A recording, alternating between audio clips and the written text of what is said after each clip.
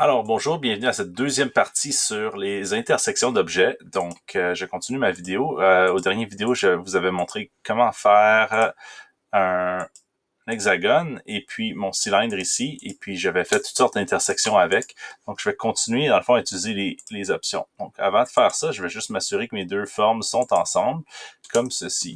Et puis, je vais vous montrer le prochain outil. Donc, le prochain outil, c'est découper.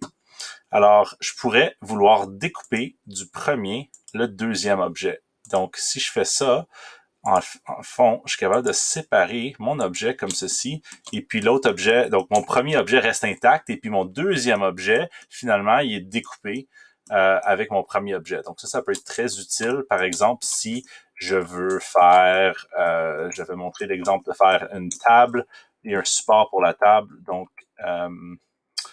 si tu veux accrocher une patte sur une table, mais là, tu pourrais prendre la table, puis là, découper la partie de la table qui rentre dans la patte. Comme ça te fait, dans le fond, deux morceaux qui peuvent être insérés les uns dans les autres.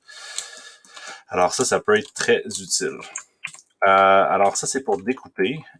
Prochain outil, c'est intersection. Donc ça, c'est mon préféré. Donc, on va vraiment aller chercher l'intersection des deux solides. Donc, je vais sélectionner celui-là, je vais sélectionner celui-là, et puis regarder qu'est-ce qui reste, c'est ce qu'il y avait de sandwiché entre les deux. Donc, je le refais encore. Donc, on voit dans le fond la forme là, qui est dans le milieu ici qui va en résulter. Donc, celle-ci et celle-ci. Et on voit dans le fond qu'il me reste une espèce de partie de cercle avec une partie d'hexagone dedans. Donc, ça, c'est vraiment le fun. On peut faire des objets vraiment intéressants avec ça. Le voilà pour cette option-là. Et puis, finalement, la dernière option est très, très, très utile. C'est si on veut prendre deux objets puis créer trois objets. Dans le fond, je vais sélectionner mes deux objets et puis on va voir dans le fond que j'ai trois groupes qui ont été faits. Donc, mon premier groupe, c'est cette partie-ci.